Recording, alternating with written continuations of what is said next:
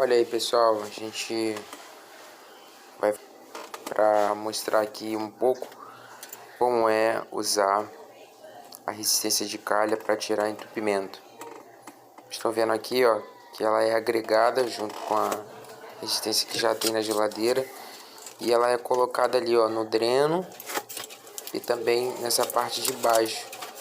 Fica também esse pedaço aqui dentro do duto que vai lá para baixo. Esse pedacinho que vocês estão vendo aqui é só para manter ela afastada. E vocês vejam que ela fica bem discreta, não dá nem para visualizar, fica por dentro.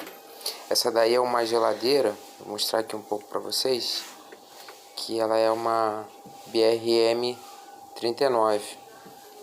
Espera aí que vai desembaçar.